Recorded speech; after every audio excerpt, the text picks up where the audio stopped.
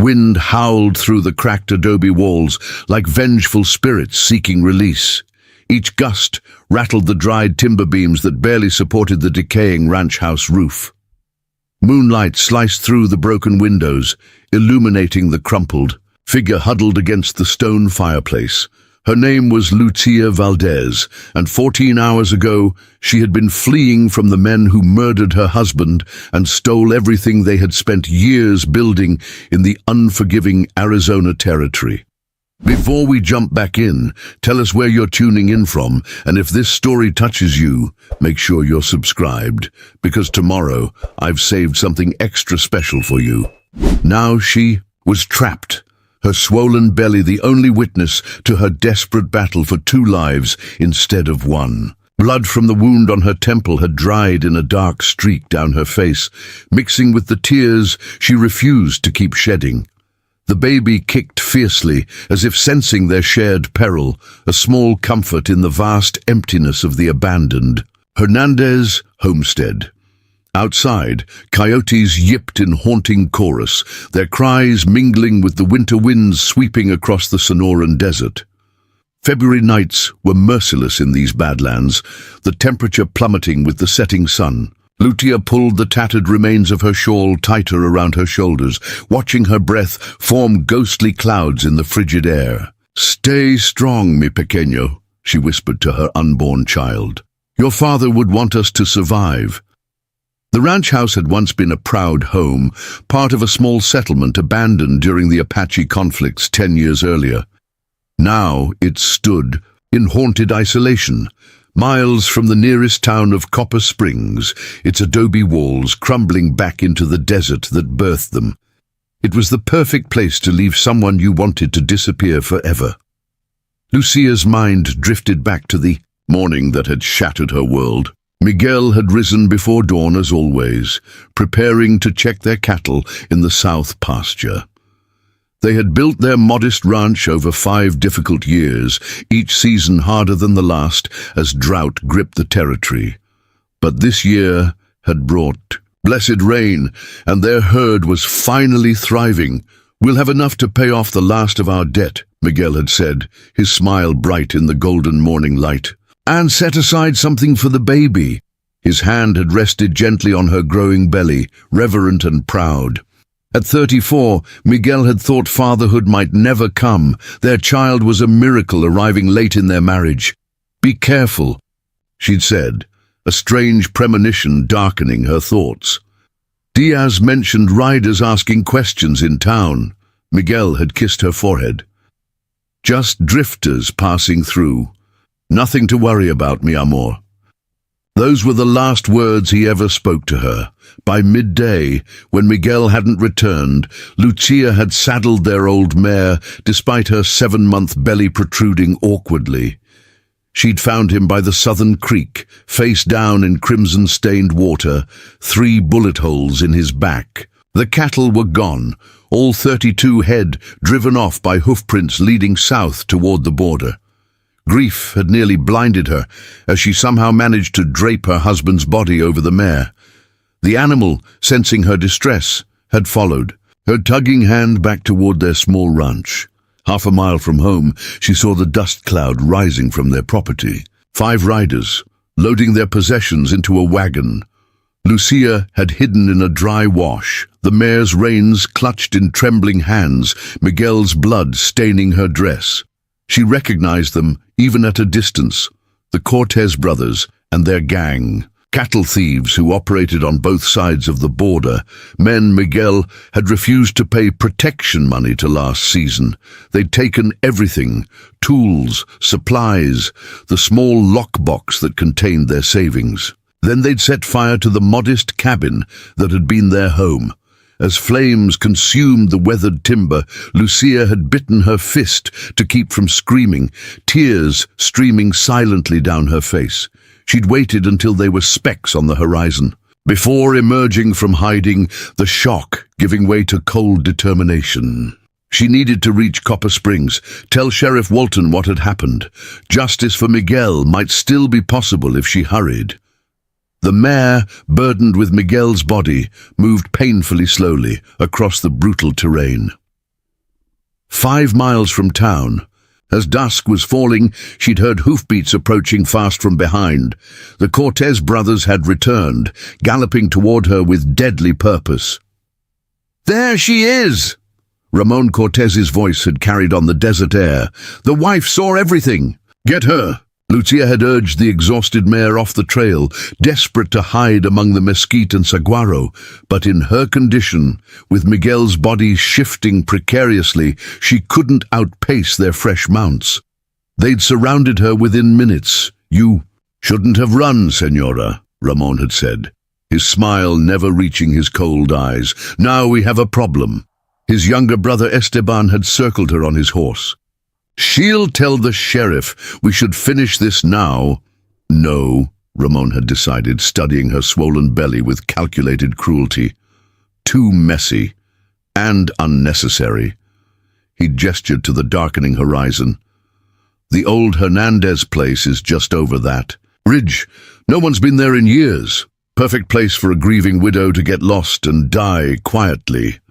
The third man had added with a chuckle. They'd forced her to abandon Miguel's body in the desert, a fact that tormented her still. They'd taken her to this desolate place, shoving her inside the abandoned ranch house. Esteban had struck her when she tried to break away, the blow sending her sprawling onto the dirt floor. "The coyotes will finish you," Ramon had said calmly, securing a heavy chain and padlock on the door. "Or thirst, or cold. Makes no difference to me which one gets you first." That had been 14 hours ago. Since then, Lucia had exhausted herself, searching the decrepit structure for any means of escape. The windows were too small and too high for her to squeeze through in her condition. The chimney was partially collapsed, blocked by years of debris. The rear door had been sealed with planks nailed across it, the wood still surprisingly solid despite the years. As night deepened, so did the cold.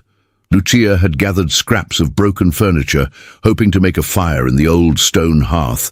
But without matches or flint, the effort proved futile. She'd found nothing useful. No forgotten tools, no water, nothing to improve her desperate situation. A sharp contraction seized her suddenly, doubling her over. "No, no, not now," she gasped, one hand pressed against the rough adobe wall for support. It's too early. But her body had other plans. The stress, dehydration and trauma were triggering labor nearly 2 months before her time. Another contraction followed 20 minutes later, then another in 15. The baby was coming, ready or not, into this cold, abandoned place. Lucia forced herself to think practically through her rising panic. She needed water, clean cloths, warmth, all impossibilities in her current situation. Each basic necessity for childbirth was absent. Without help, neither she nor her child would survive the night. "Santa Maria, Madre de Dios," she prayed, her voice barely audible in the vast emptiness of the abandoned house. "No me abandon Zahora." The night grew colder, the darkness more absolute as clouds obscured the moon. Wind found every crack in the walls, chilling her to the bone. Lucia positioned herself in the corner where 2 walls met, seeking the least exposed spot in the decaying structure. She had nothing but her tattered clothes and fierce determination to keep her baby alive. As midnight approached, the contractions grew more frequent and intense. Each wave of pain left her weaker, her throat raw from stifling screams that would attract no help, only predators. The desert was a kingdom of harsh judgment, indifferent to human suffering. It had claimed countless lives before hers and would claim countless more after. In the brief respites between contractions, Lucia thought of Miguel, his gentle hands that had built their small ranch from nothing, his quiet determination when drought threatened their cattle. His face transformed with joy when she told him about the baby. He had deserved better than a coward's bullets in his back and an unmarked grave in the desert. "I will get justice for your father," she promised her unborn child, during a moment of clarity between pain. "If we survive this night, I swear it on my soul."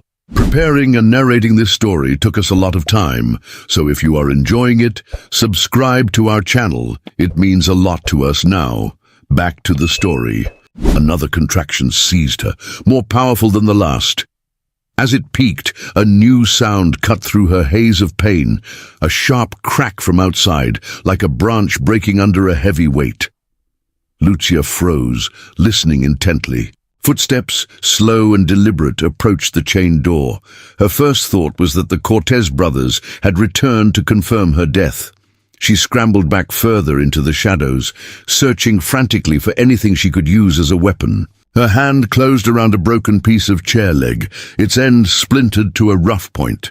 The footsteps paused outside. Then came the sound of metal against metal, someone examining the heavy chain and lock. A moment of silence followed, broken by 3 powerful blows that reverberated through the old building.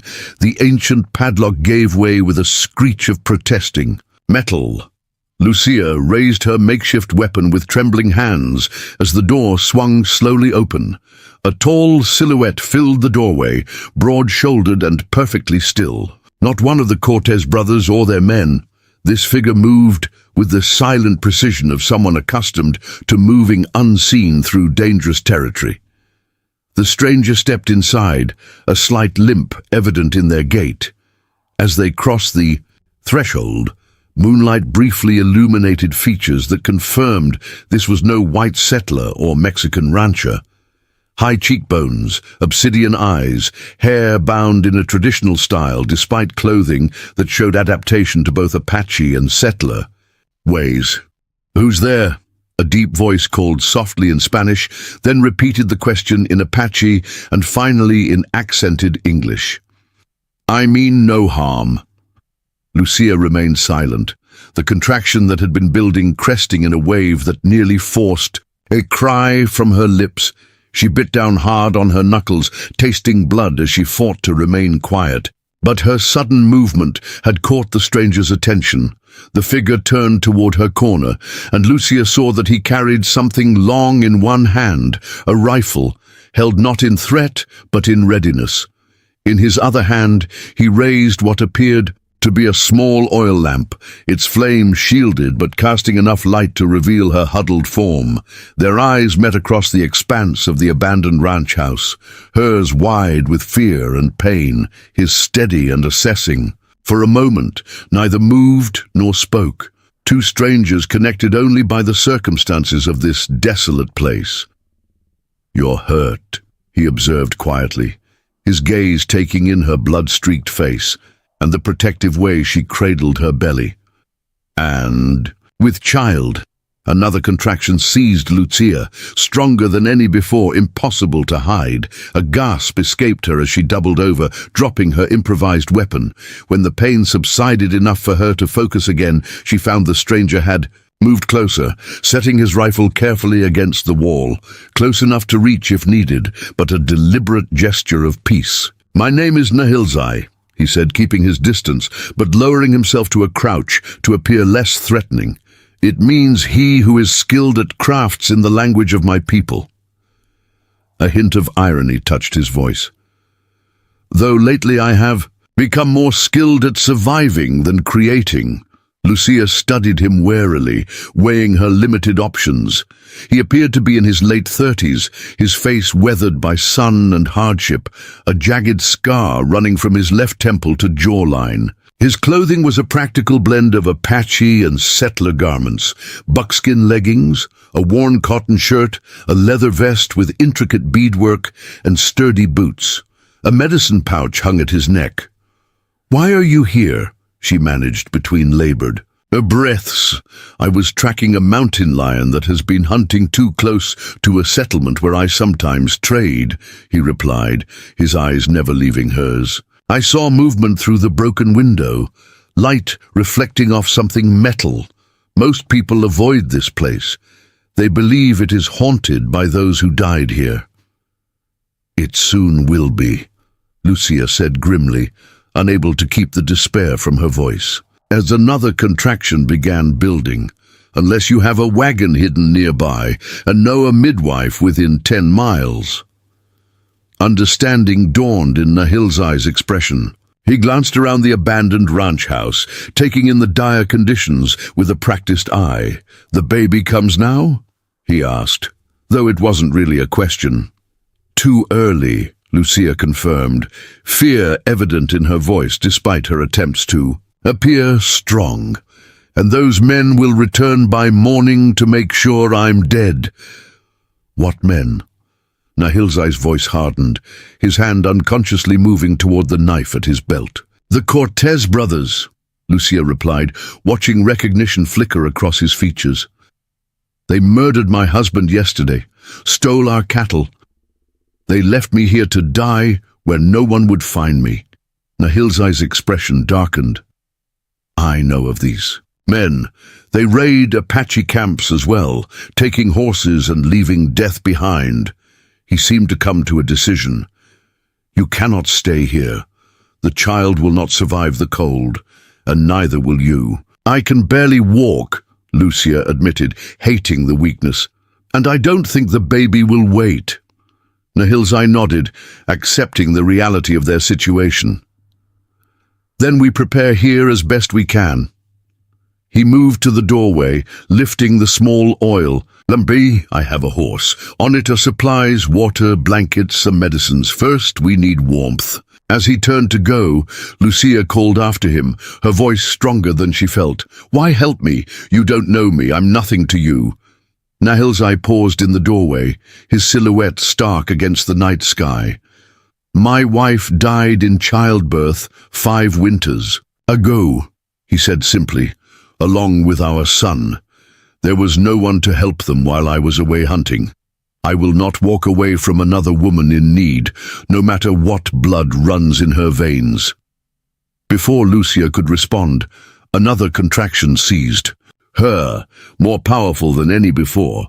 This time, she couldn't suppress the cry that tore from her throat. Through the haze of pain, she was vaguely aware of Nahilzai moving quickly back to her side, his expression grim but determined. "Fight, mother," he said quietly, his voice carrying unexpected strength. "The night is long, but dawn always comes." Nahilzai worked with swift precision, unpacking supplies from the leather saddlebags he'd retrieved from his paint horse, now tethered outside. The animal was a sturdy Mustang with intelligent eyes, adorned with minimal Apache tack, practical rather than decorative. The horse stood silent sentry in the cold night, occasionally stamping a hoof as if sensing the urgency within the crumbling adobe walls. "First fire," Nahilzai muttered, arranging the broken furniture Lucia had gathered earlier. From a small pouch at his waist, he produced flint and steel, striking them expertly. Sparks caught the dried wood, and with careful tending, flames began to dance in the old stone hearth. Warmth gradually pushed back the bone-deep cold that had settled into Lucia's limbs. Firelight transformed the abandoned ranch house, chasing shadows into corners and revealing details previously hidden by darkness. Faded paintings on the walls, a small wooden crucifix still hanging above the mantel, the ghost of a home once, filled with life. Nahilzai spread a clean buckskin on the floor near the fire, then layered it with wool blankets from his pack. "For the birth," he explained, seeing Lucia's questioning look, "better than the dirt floor." The practicality of his preparations surprised her. "You've done this before?" "Twice," he replied, arranging water-filled canteens within reach. "My sister's children. The midwife allowed me to assist when no other women were available." A shadow crossed his face. "But not for my wife. I was hunting when her time came early." The simple statement held volumes of unspoken grief. Before Lucia, he could respond, another contraction seized her, more powerful than the last. Nahilzai was at her side immediately, supporting her arm as she gasped through the pain. "The contractions come quickly now," he observed when she could breathe again. "We must prepare you." With unexpected gentleness, he helped her to the makeshift birthing area, maintaining a respectful distance whenever possible. He offered a small wooden cup filled with a bitter-tasting liquid. "What is this?" Lucia asked, sniffing the dark brew suspiciously. "Blue cohosh and raspberry leaf," he answered. "It will help with the birth pains and strengthen the contractions. The women of my people have used it for generations." Lucia hesitated only briefly before drinking. She had little choice but to trust this stranger who had appeared like a spirit. In her darkest hour, the alternative was facing birth alone in the cold, empty house, a death sentence for both her and her child. As Nahilze continued preparing, heating water in a small copper pot, laying out clean cloths, arranging his knife, and a length of sinew thread for the umbilical cord, Lucia studied him with growing curiosity. "You speak Spanish and English well," she observed between contractions, "and you dress partly like a white man." Nahilze's hands paused briefly in their work. "My father was Apache. My mother was Mexican, captured in a raid when she was young. She became my father's second wife." He shrugged slightly. "I walked between worlds from birth. Later I spent 3 years at the mission school near Tucson before returning to my people. And now, you said you trade at a settlement." A hint of irony touched his expression. "I exist in the spaces between. Not fully Apache anymore. Too influenced by outside ways, not accepted by whites or Mexicans. Too Apache. I hunt, track, occasionally guide those who pay well and respect the land." "A man without a home," Lucia murmured, understanding all too well what it meant to belong nowhere. "A man who makes his home wherever he stands," Nahilze corrected gently, "as you must learn to do now." The perceptiveness of his observation struck her deeply. Before she could respond, the strongest contraction yet doubled her over. A gush of fluid soaked through her skirt, signaling that her waters had broken. "It begins in earnest now," Nahilze said, moving to support her. "Remember to breathe through the pain. The child comes whether you fight against it or work with it." The next hours blurred into a timeless struggle of pain and determination. Lucia lost all sense of the world beyond her laboring body and Nahilze's steady presence. He moved with calm efficiency, his hands strong when she needed support, gentle when checking the baby's position, his voice a constant anchor, keeping her from drowning in the waves of agony.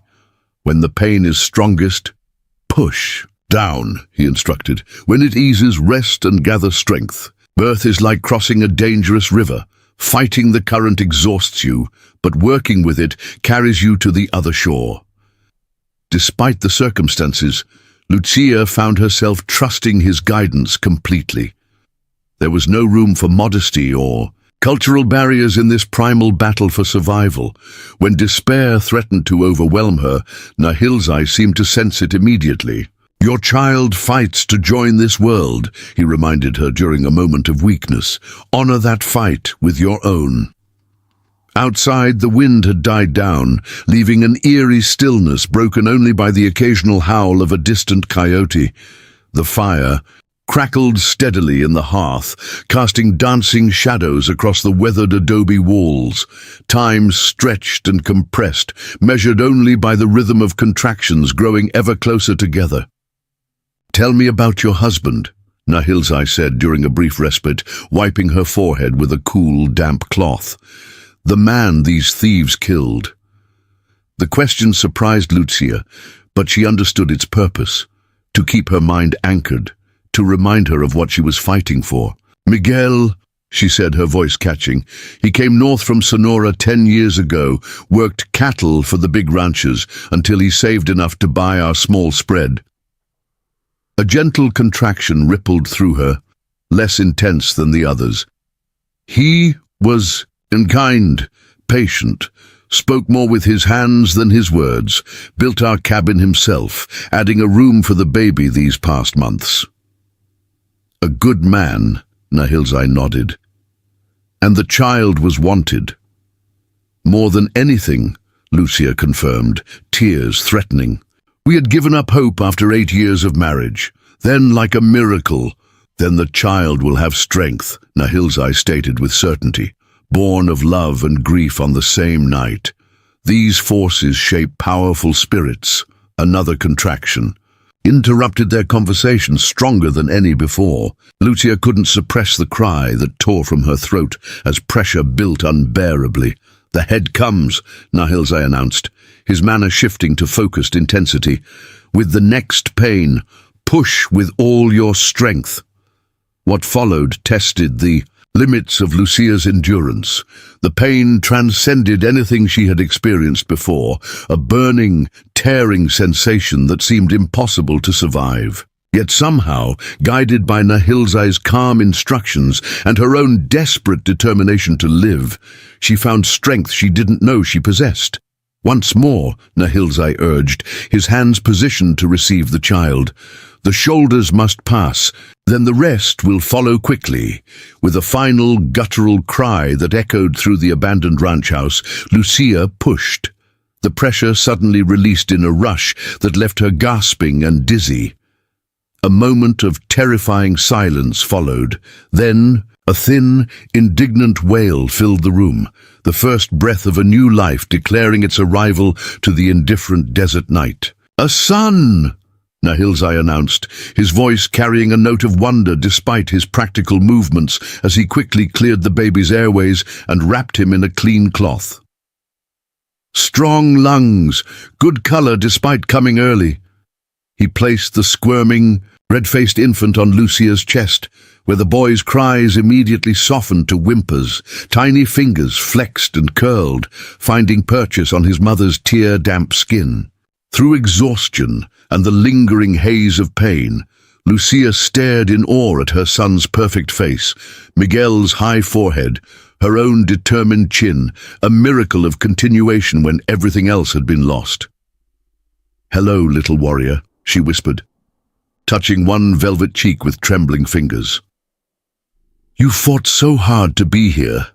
Nahilzai busied himself with the practical necessities, tying and cutting the umbilical cord, preparing for the afterbirth, ensuring both mother and child remained warm. When these tasks were complete, he retreated respectfully to the far side of the fire, allowing Lucia privacy for her first moments with her son.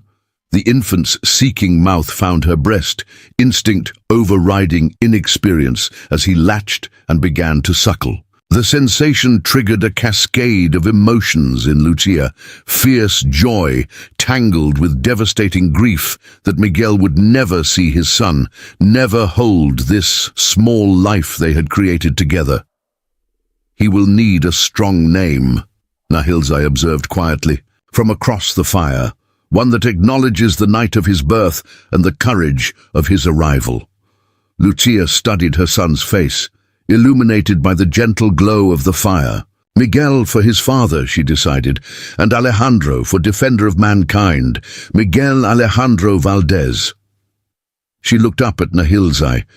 A name is a first gift to a child. It should carry meaning. Nahilzai nodded in approval.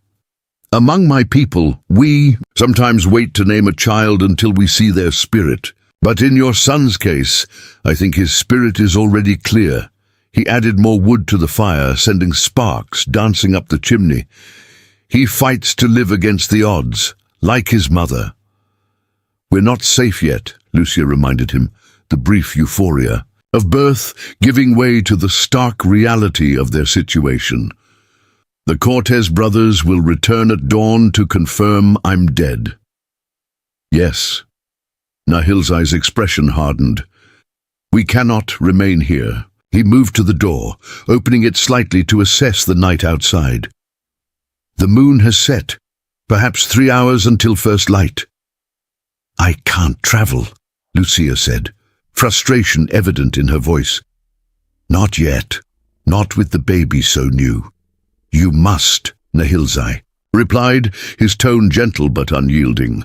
"I have seen what these men do to those who cross them. They will not show mercy to a woman who can identify them as murderers, nor to her child." The truth of his words sank heavily into Lucia's heart. Her newborn son slept against her chest, impossibly vulnerable in a world that had already shown its cruelty. She had brought him into danger. Now she must find the strength to carry him out of it. "Where would we go?" she asked, forcing practical considerations through her exhaustion. "Copper Springs is 15 miles north. I have a friend there who might hide us, but the Cortez gang has connections in town." Nahilzai considered this as he gathered his supplies, methodically repacking his saddlebags. "There is another option. My winter camp lies 8 miles east in the Black Mountain foothills. It is well hidden, known only to me and a few trusted Apache friends who occasionally visit." "You would take us there?" Lucia couldn't hide her surprise. "The alternative is attempting to reach your town, where these men have allies, with a newborn child and in your weakened state." Nahilzai shrugged slightly. "My camp offers immediate safety. Time for you to recover your strength. Then you can decide your next path." Logic supported his suggestion, but caution made Lucia hesitate. "Why risk yourself further for strangers? You've already saved our lives tonight." Nahilzai paused in his preparations, his expression unreadable in the flickering firelight.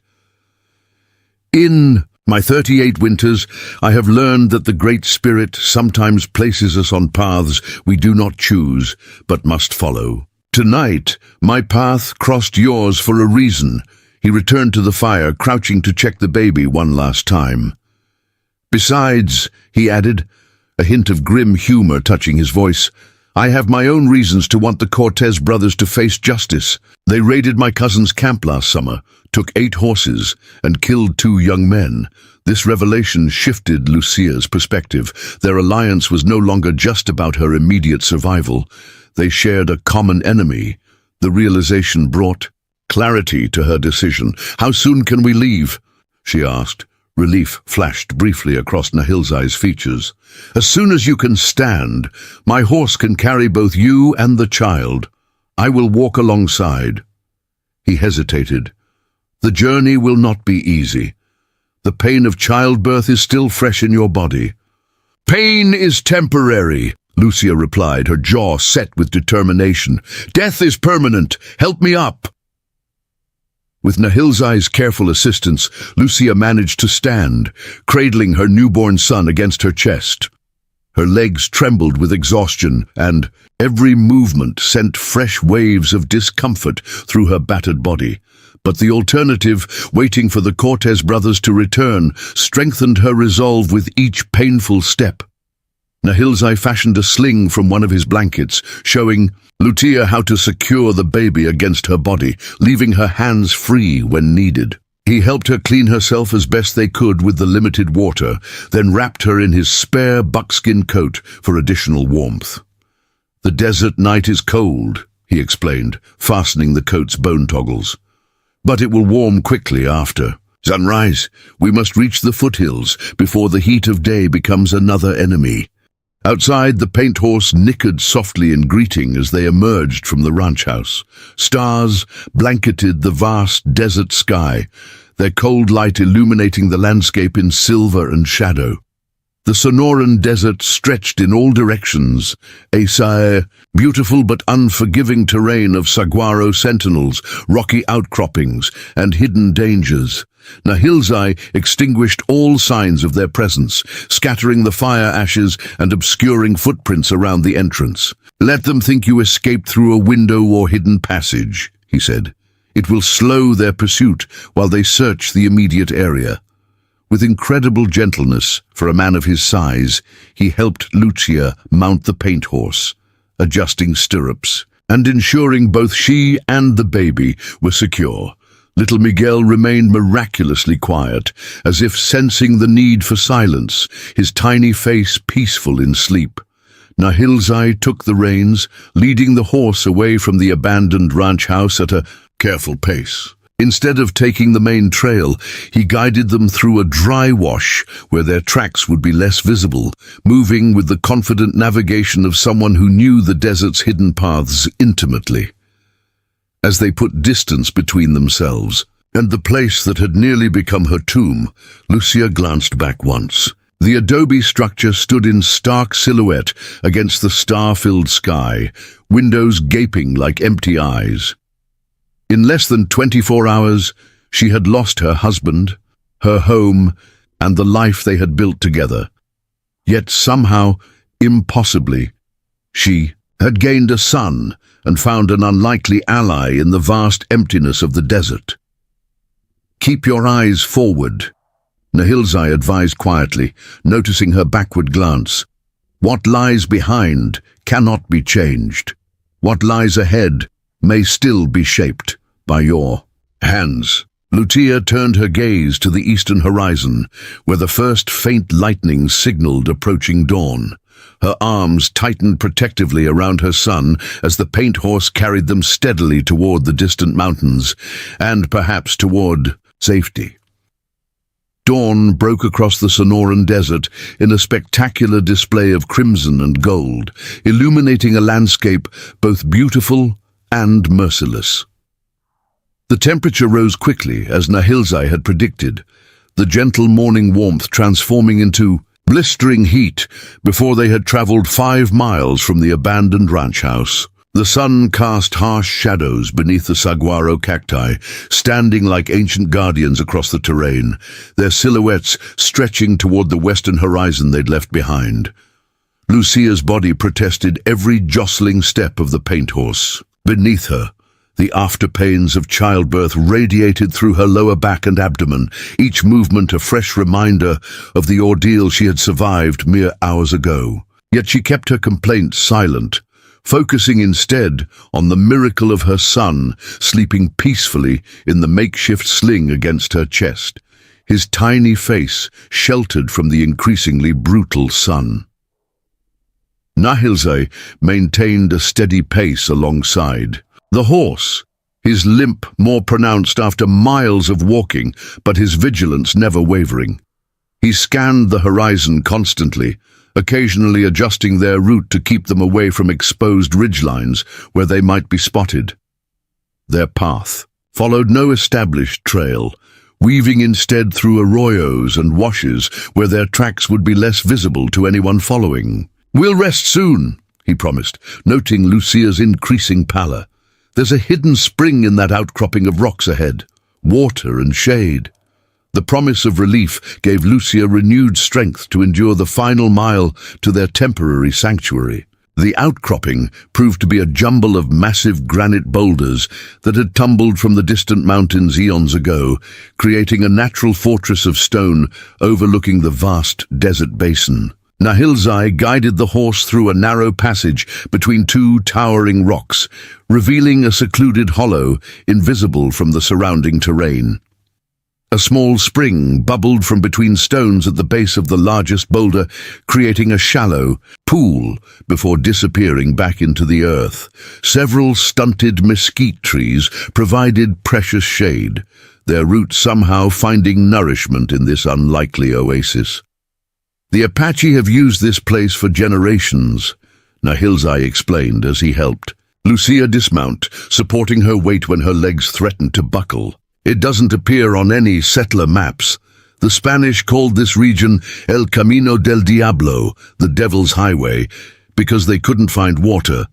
They passed within a mile of this spring and died of thirst, never knowing salvation was so close." He settled Lucia carefully in the deepest patch of shade, arranging his saddle blanket to provide cushioning against the hard ground. Little Miguel had awakened, his tiny face scrunching with hunger. Nahilzai discreetly busied himself tending to the horse while Lucia nursed her son, giving her what privacy he could in their close quarters. The paint horse drank deeply from the spring, its sides still heaving slightly from exertion. After ensuring the animal was properly secured, Nahilzai knelt by the spring, removing a small leather pouch from his belt. He extracted what appeared to be dried herbs, crushing them between his fingers before sprinkling them into a wooden cup. "Filled with spring water. Drink this," he said, offering the mixture to Lucia when she had finished nursing. "It will help stop the bleeding and ease the pain." Lucia accepted the cup without hesitation, her earlier wariness replaced by hard-earned trust. The liquid tasted of sage and something sweeter she couldn't identify. "How much farther to your camp?" she asked after drinking deeply. 3 miles as the crow flies," Nahilzai replied, studying the sun's position. "But we must travel 6 to avoid being seen. The Cortez brothers will have discovered your absence by now. They'll be searching in widening circles from the ranch house." The mention of her pursuers sent a chill through Lucia, despite the desert heat. "Will they be able to track us?" "They'll try," Nahilzai acknowledged, his expression grim. Ramon fancies himself a tracker, but he learned tracking to hunt animals, not to find those who don't wish to be found. A hint of professional pride entered his voice. "I was taught by my grandfather, who could follow a lizard across bare stone if needed." He moved to the entrance of their rocky shelter, scanning the vast expanse beyond. The desert shimmered with heat, distorting the distant horizon into wavering mirages. No dust clouds betrayed approaching riders, no glint of metal caught the sunlight. For the moment, they remained alone in the vastness. "We should rest for an hour," Nahilzai decided, returning to the shade. "The worst heat will pass by late afternoon. We'll make better time then." Lucia nodded, grateful for the reprieve. Little Miguel had drifted back to sleep after nursing, his tiny chest rising and falling with peaceful breaths against her skin. She marveled at his resilience, born in the harshest circumstances, yet adapting to the world with stubborn determination. "He's strong," Nahilzai observed, following her gaze to the sleeping infant. "Some children born early struggle to breathe. His lungs are good." "Like his father," Lucia murmured, grief catching in her throat. "Miguel could work from sunrise to sunset without tiring. He built our entire cabin himself, cutting and hauling every timber." She traced her son's delicate eyebrow with a gentle finger. "I see him in the shape of our son's forehead, the set of his jaw." Nahilzai nodded, understanding. "The dead live on in those they leave behind. In the Apache way, we do not speak the names of the departed often, but we honor them by recognizing their continuation in the living." "And what of justice?" Lucia asked, unable to keep the edge from her voice. "Does your way include that as well?" "There are many forms of justice," Nahilzai replied carefully.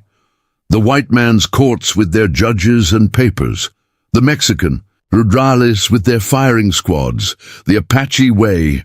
He paused, choosing his words with deliberation. "We believe that balance must be restored when it is disturbed. How that balance returns depends on many factors." Lucia recognized the diplomatic evasion in his answer. "You're not telling me something." A ghost of a smile touched Nahilzai's weathered face. "You are perceptive, Senora Valdez." "Very well. The Cortez brothers have powerful friends on both sides of the border. The rurales accept their bribes. The territorial officials look the other way when settlers complain of missing cattle. Even if you reach the sheriff in Copper Springs with your story, justice might remain elusive." The brutal truth of his assessment settled heavily on Lucia's shoulders.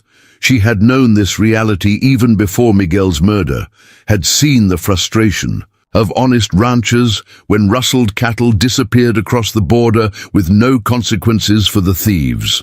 The law existed primarily on paper in this harsh territory, its enforcement as unpredictable as the desert rains.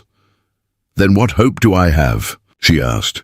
The question directed as much to herself as to her companion. "Hope lies in survival first," Nahilzai answered, "in keeping your son alive and growing strong, in rebuilding what was taken from you, perhaps in a different form." He studied her face with unexpected gentleness.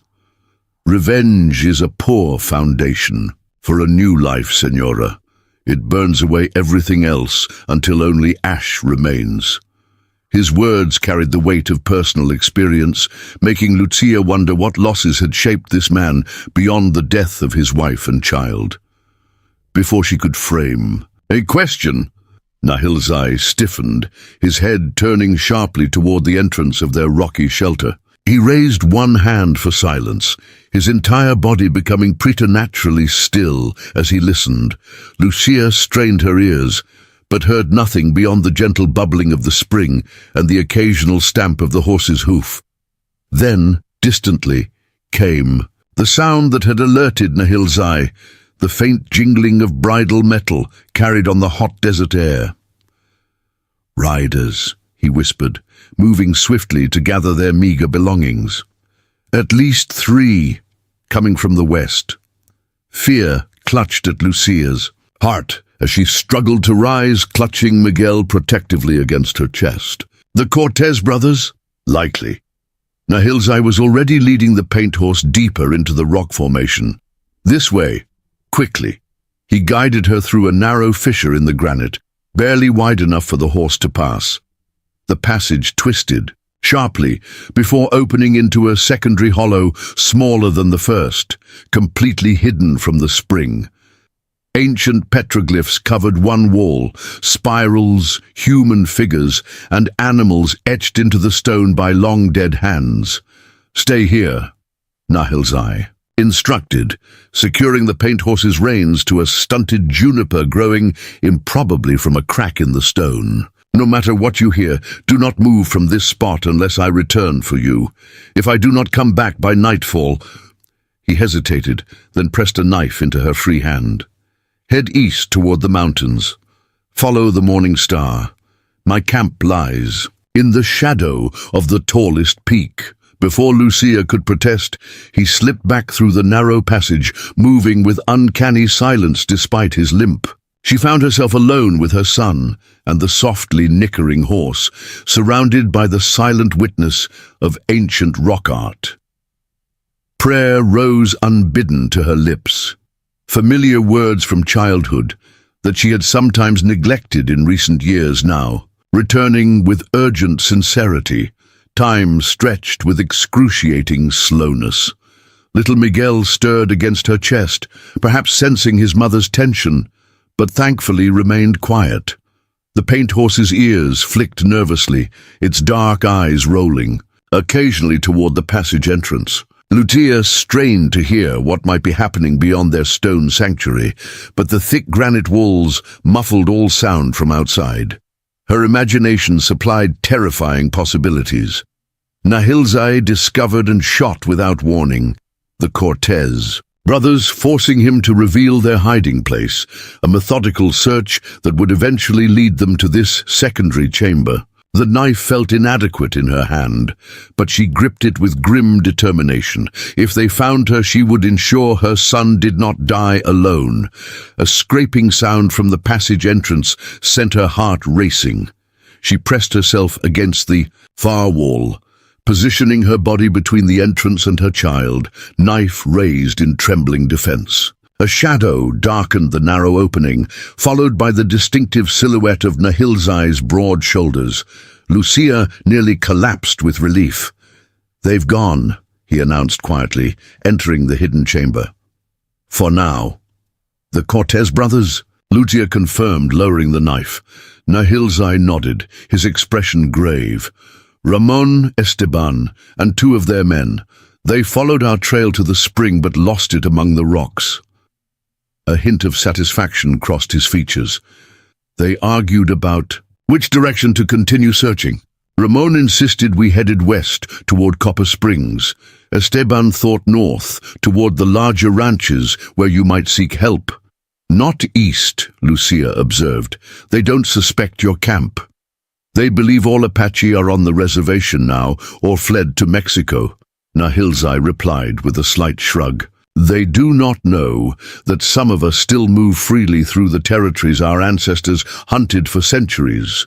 He retrieved his rifle, which he had apparently hidden before confronting their pursuers. "We should leave soon. They'll split up to cover more ground." Ramon and 1 man headed west, Esteban and the other north. "You were close enough to hear their plans?" Lucia asked, surprised. A rare smile touched Nahilzai's lips. "I was close enough to count the cartridges in Ramon's gun belt, 37. One is missing, probably the bullet that killed your husband." The casual precision of this observation reminded Lucia that beneath Nahilzai's calm exterior lay skills honed through decades of survival in a hostile world. He had tracked and observed 4 armed men without being detected, men who would have killed him without hesitation had they discovered his presence. "Could you have—" She hesitated, unsure how to phrase her question without causing offense. "Killed them from hiding," Nahilzai finished for her, accurately reading her unspoken thought. "Yes, but then their friends would hunt us with even greater determination. 4 dead men create more problems than 4 frustrated searchers who eventually give up." He checked the horse's cinch strap, tightening it slightly. "Justice has its proper time." This was not it. His pragmatism was undeniable, though it did little to ease the burning desire for vengeance that had taken root in Lucia's heart. She said nothing as Nahilzai helped her remount the paint horse, adjusting the sling to ensure little Miguel remained secure against her chest.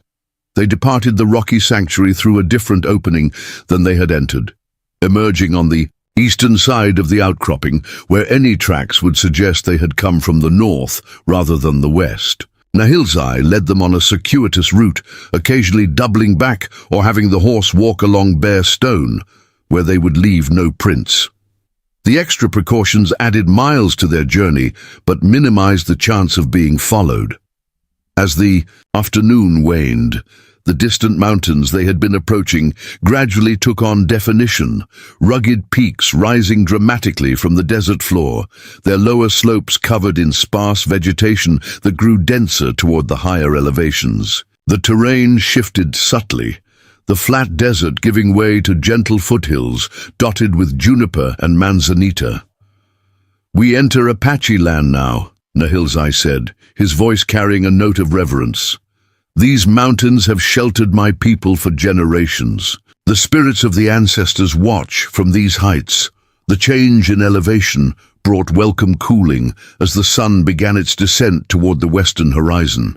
The paint horse moved more easily in the gentler temperature, picking its way confidently, along game trails that wound through increasingly dense vegetation.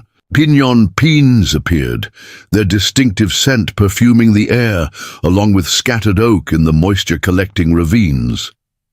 Lucia found herself relaxing slightly for the first time since their flight began, lulled by the rhythmic movement of the horse and the growing sense of security provided by the sheltering mountains. Little Miguel had awakened again, his dark eyes taking in the dappled sunlight filtering through pine boughs with solemn attention.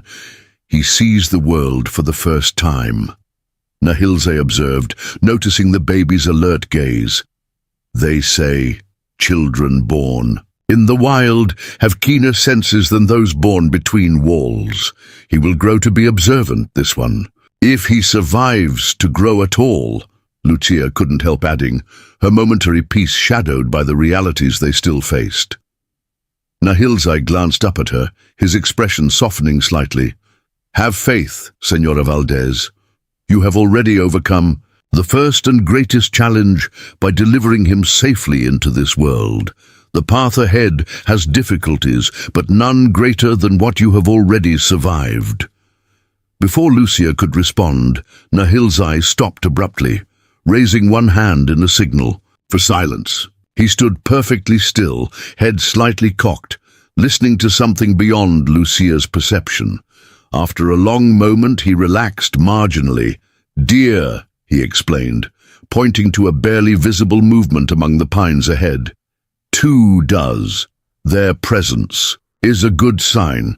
No other humans have passed recently, or they would have fled."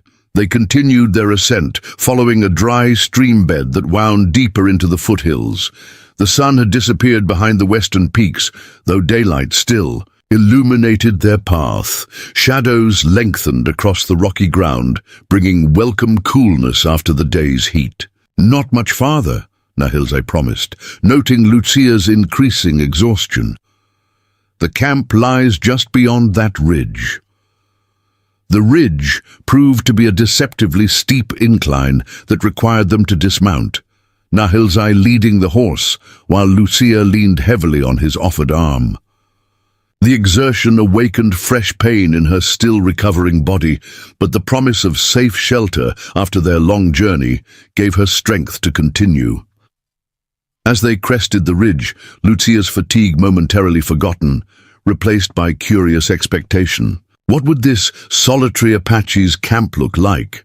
She had imagined perhaps a traditional wickiup, or maybe just a simple lean-to against the elements.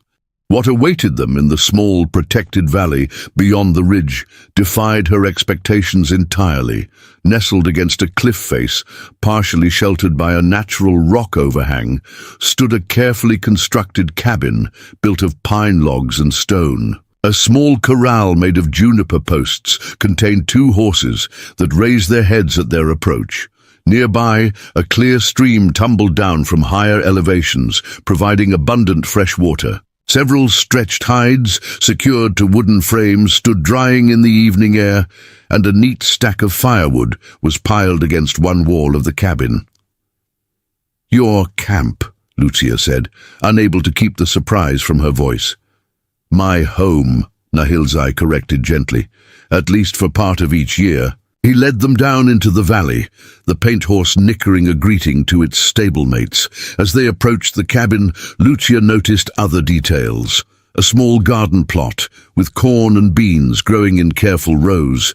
Several fruit trees that appeared to have been transplanted from elsewhere, and a wooden rack holding an assortment of tools, axes, saws, and other implements of settled living. "You built this yourself?" she asked, taking in the solid craftsmanship of the cabin. Nahilzai nodded, a hint of pride evident in his bearing. "Over 3 winters, the stones came from the stream bed, the logs from higher up the mountain." He helped her dismount near the Faye cabin door. "It is not grand, but it keeps out the rain and snow." "It's remarkable," Lucia said honestly. The structure represented years of solitary labor, a testament to both skill and determination. "I didn't expect an Apache to build in the white man's style," Nahilzai suggested, no offense in his tone. "Anyone to create something so permanent in such a remote place," she clarified. "Most men alone in the wilderness make do with far less. I told you my name means he who is skilled at crafts." Nahilzai reminded her with the first genuine smile she had seen from him.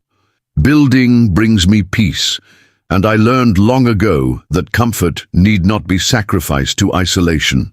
He pushed open the cabin door, revealing an interior that continued to defy expectations. The single room was meticulously organized, with a stone fireplace dominating one wall, a bed platform covered in furs in one corner, and shelves holding an unexpected collection of books alongside more practical supplies.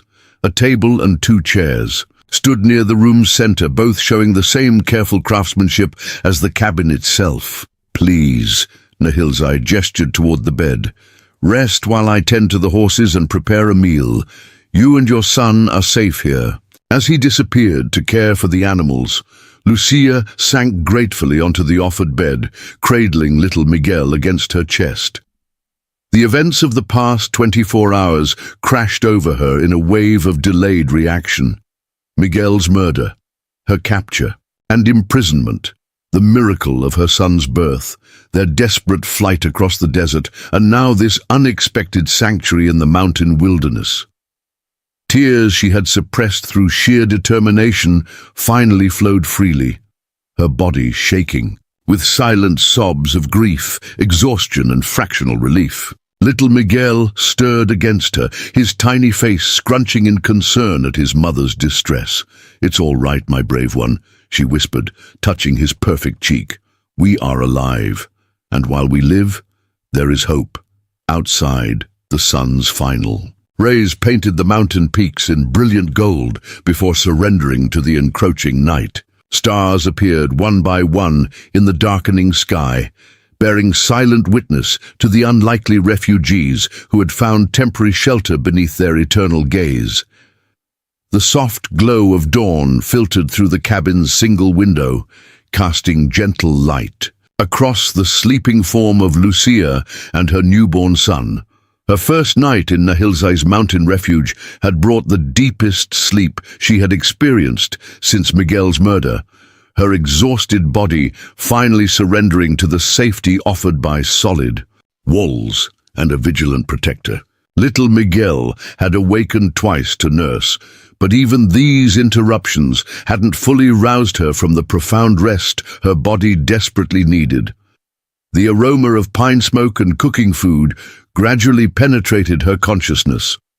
Lucia opened her eyes to find Nahilzai already moving quietly about the cabin, tending a small fire in the stone hearth where a clay pot bubbled with something that smelled of corn and herbs. He had changed his trail-worn clothing for clean buckskins, his long hair freshly braided with a single eagle feather secured at the back. "You slept well," he observed, noticing her awakening. Not a question, but a statement of approval.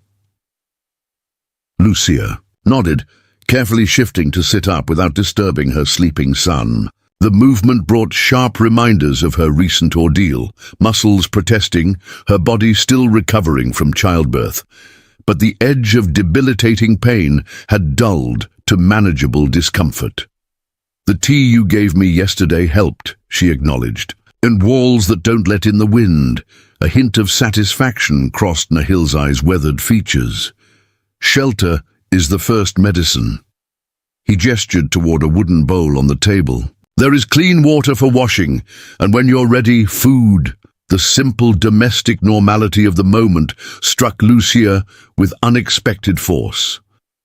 Just 2 days ago, she had been preparing breakfast in her own kitchen, calling Miguel in from the barn, planning their day's work on the ranch. Now her husband lay unburied in the desert.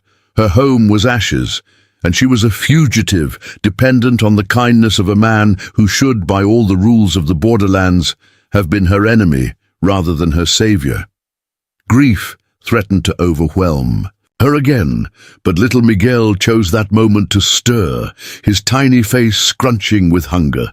The immediacy of his needs anchored Lucia to the present, preventing her from drowning in the past's sorrow. She turned her attention to her son, marveling again at his perfect features that somehow combined her own and Miguel's in miniature.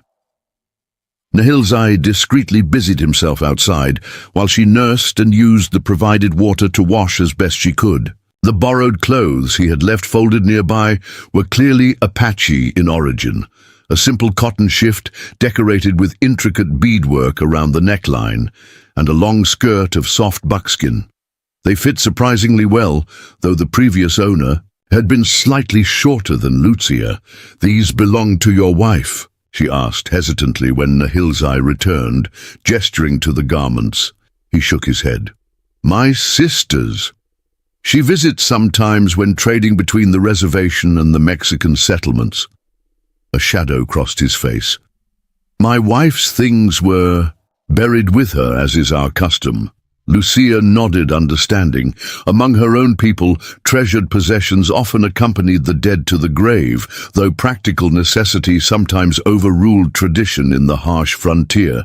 "Thank you for lending them. I'll take good care of them."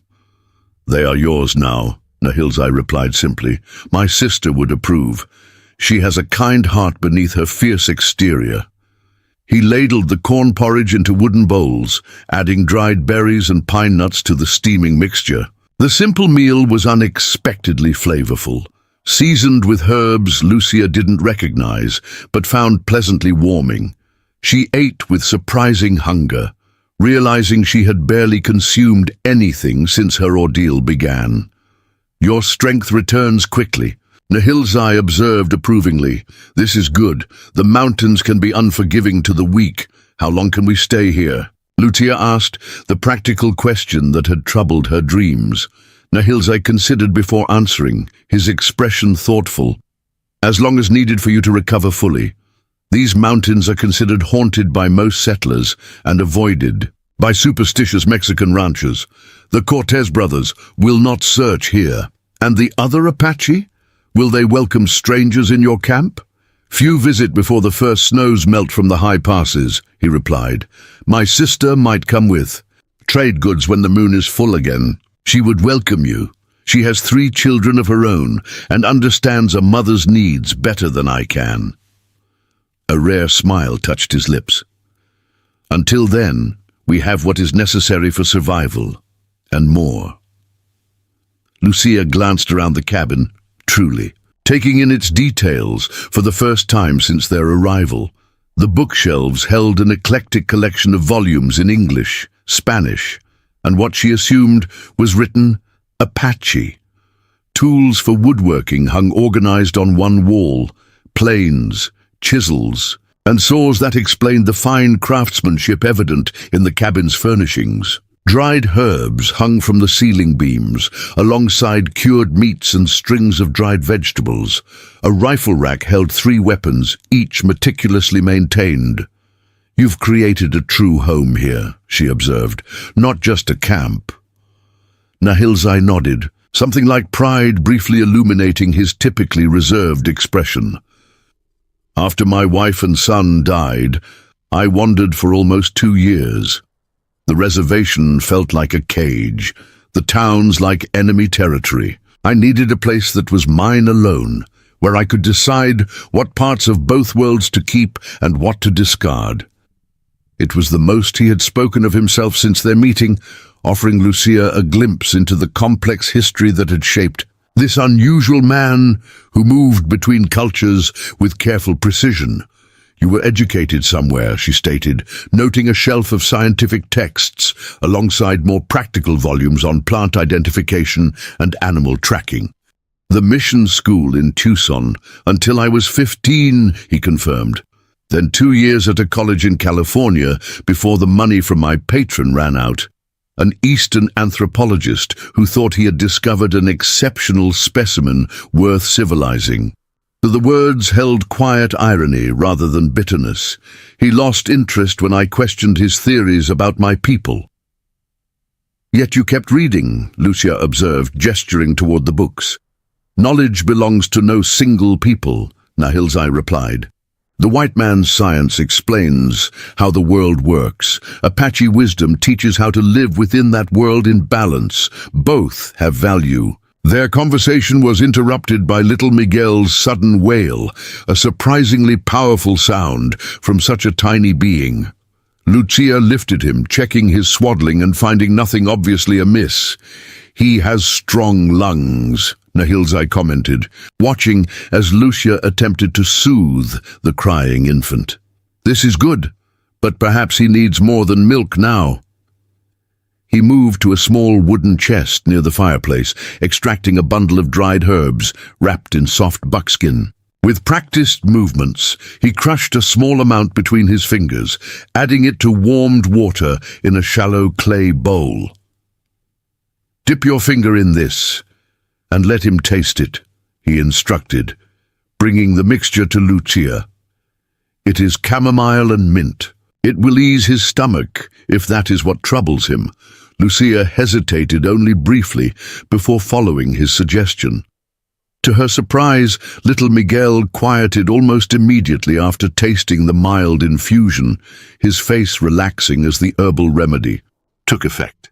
You know much about babies for a man alone, she observed. Nahilzai's expression remained impassive, but something flickered behind his eyes, a brief shadow of old pain. As I told you, I helped deliver my sister's children. And before my wife died, we had prepared everything for our son's arrival. He turned away, busying himself with the fire. Some knowledge comes at great cost. The simple statement held volumes of unspoken grief. Lucia recognized the familiar terrain of loss they both navigated, different in circumstances, but similar in its devastating impact. I'm sorry, she said quietly. About your wife and son. Nahilzai nodded once, accepting her sympathy without comment. After a moment of silence, he returned to more practical matters. You should rest today. Tomorrow, if you feel strong enough, I will show you the area around the cabin, where to find water if the stream runs low, which plants are safe to gather, how to signal me if you're in trouble while I'm hunting." The implication was clear. He expected her to remain long enough to need this knowledge.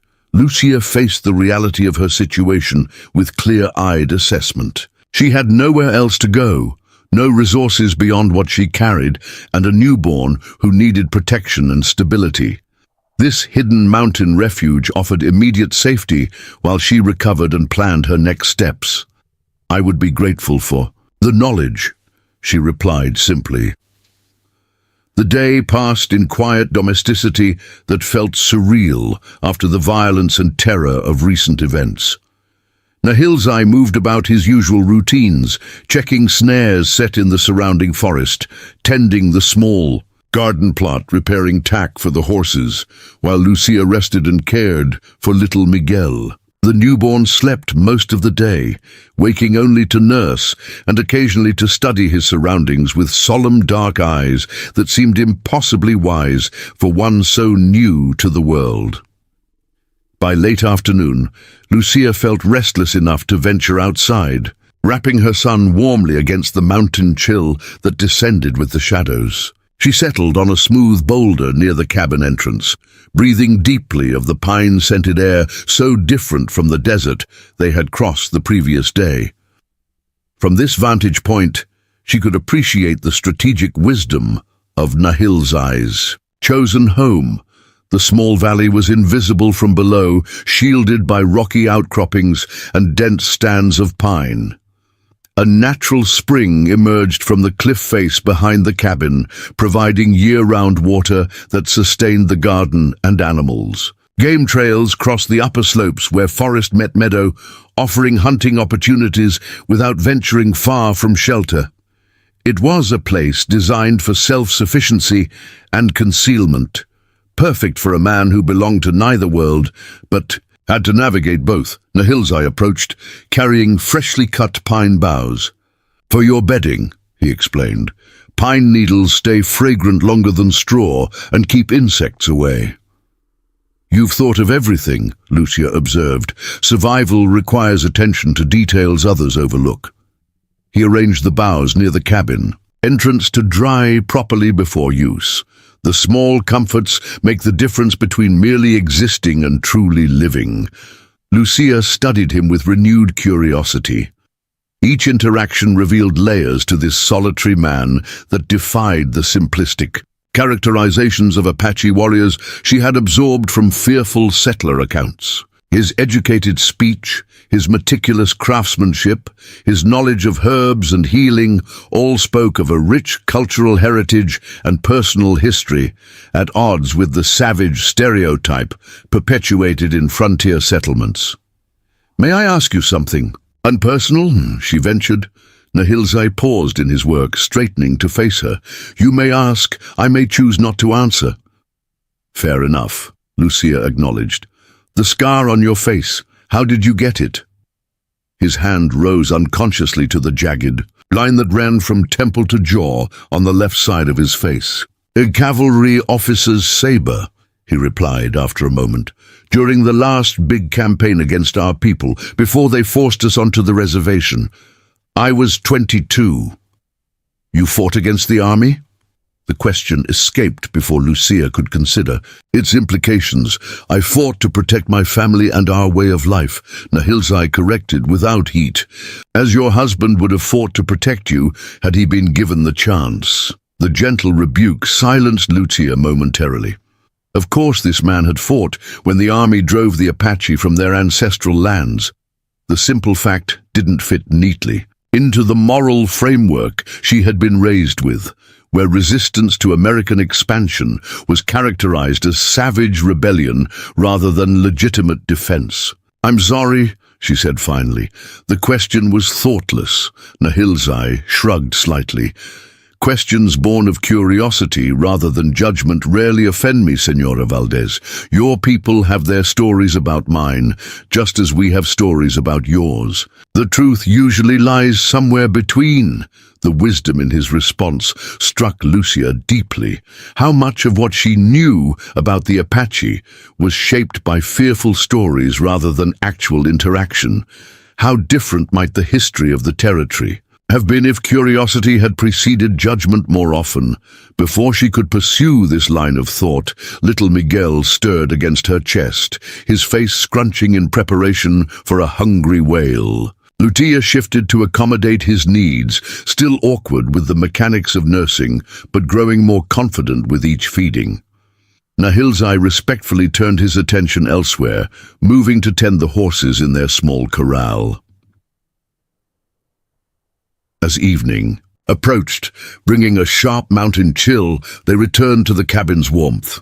Nahilzai prepared a simple but satisfying meal of venison stew with wild onions and the last of his stored squash from the previous autumn's harvest. They ate in companionable silence, the only sounds the crackling of the fire and little Miguel's occasional snuffling breaths as he slept in a makeshift cradle Nahilzai had fashioned from a hollowed log padded with soft furs. "Tomorrow we should wash your clothing," Nahilzai remarked as they finished their meal. "The blood and birth fluids will attract predators if you venture far from the cabin." The practical consideration hadn't occurred to Lucia, another reminder of how much she had to learn about survival in this harsh environment. "Is there danger from mountain lions here?" "Sometimes," he acknowledged. "Bears more often in spring when they wake hungry from winter sleep. Wolves occasionally, though they generally avoid humans unless desperate." His expression remained calm, stating facts rather than attempting to frighten her. "Respect the danger without fearing it excessively. Knowledge and preparation are your best protections." Night descended swiftly on the mountain, bringing a blanket of stars more brilliant than Lucia had ever witnessed in the lower elevations. Nahilzai banked the fire to provide warmth through the cooling hours, then prepared his own sleeping place on a pallet of furs near the door, positioning himself between potential danger and his guests with unconscious protectiveness. "Rest well, Senora Valdez," he said quietly as he extinguished all but a single candle. "Tomorrow we begin teaching you how to survive in these mountains."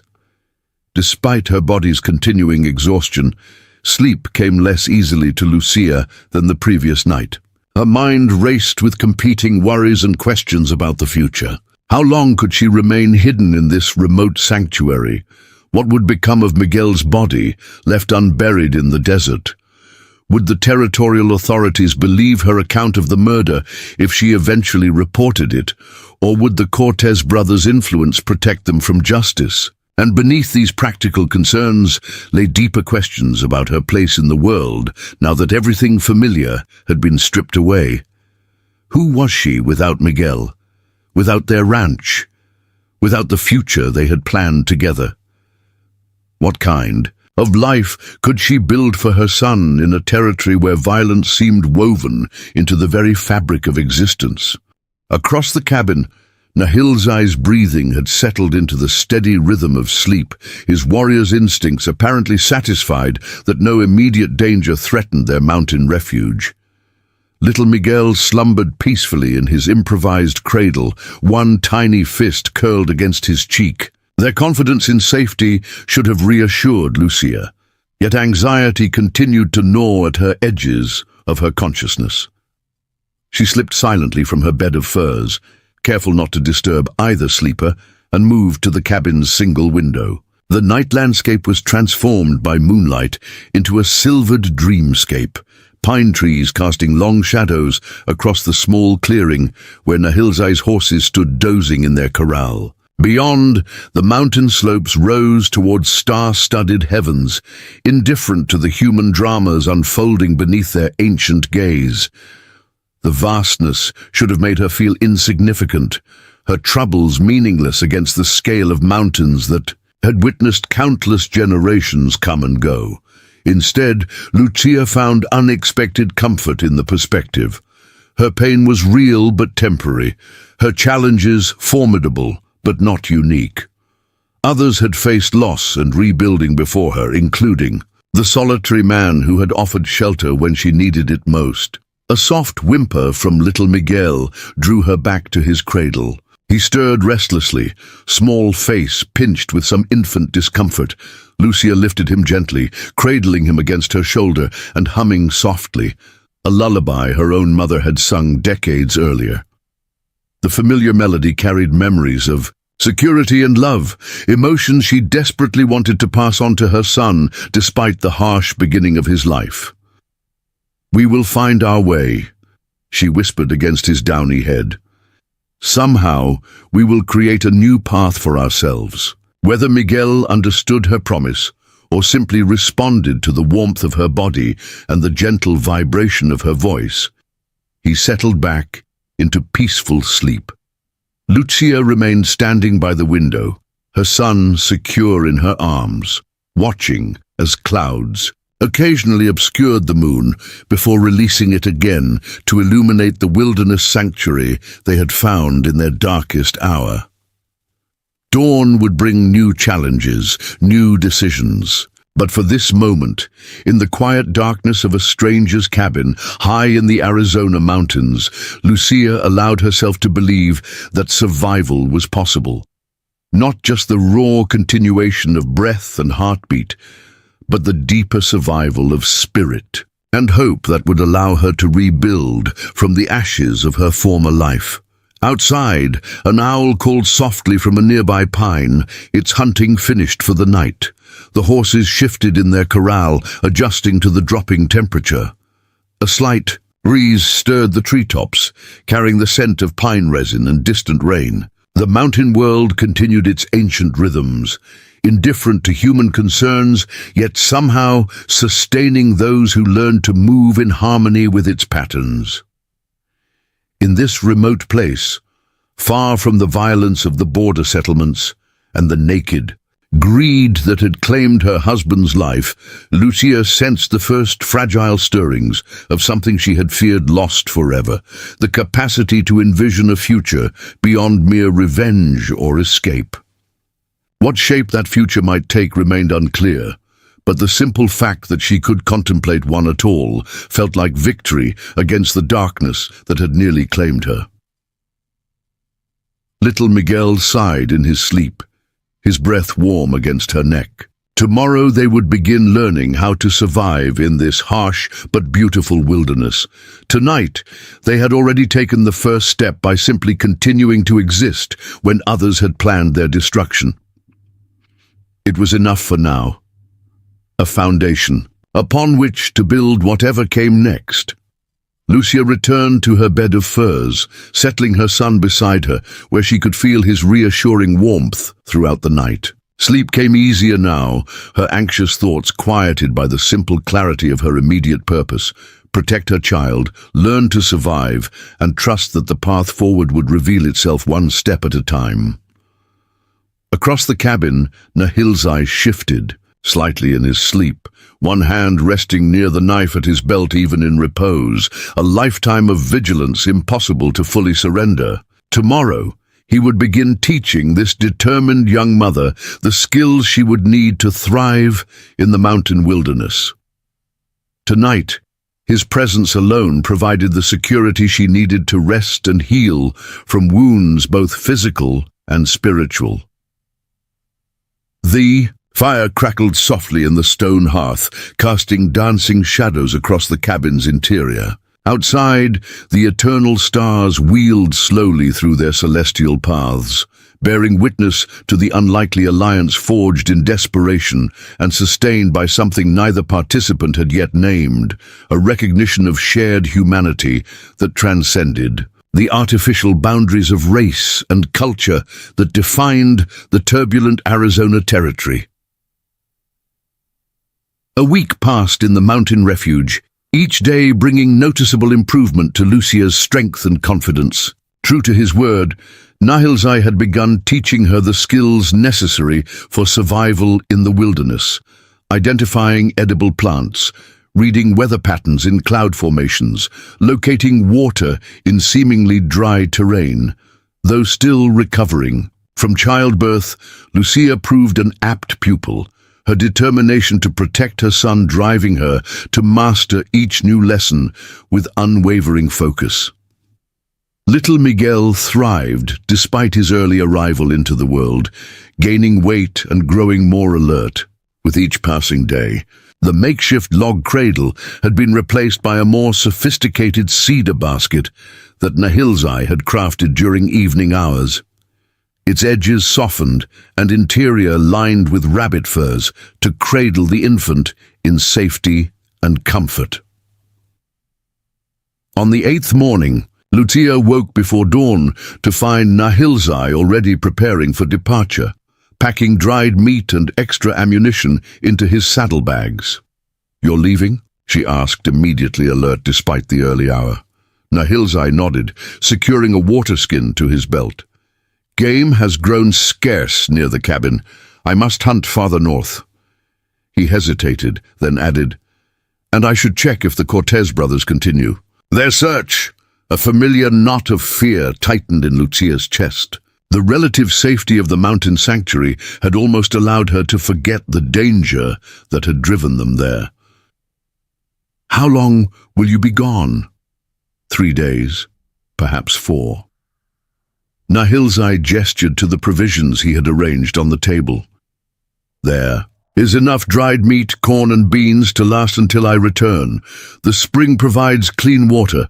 Keep the rifle beside you at night, though it's unlikely anyone will find this place." He demonstrated once more how to load and fire the Winchester he was leaving for her protection, his instructions precise and patient. Lucia had never handled firearms on the ranch. Miguel had considered shooting men's work, but necessity had overcome traditional boundaries. "Remember," Nahilzai emphasized, "squeeze the trigger gently, don't pull, and always be certain of your target before you fire." Lucia nodded, committing the instructions to memory. The weapon felt heavy and foreign in her hands, but also reassuring, a tool that might make the difference between life and death if the Cortez brothers somehow tracked them to this hidden valley.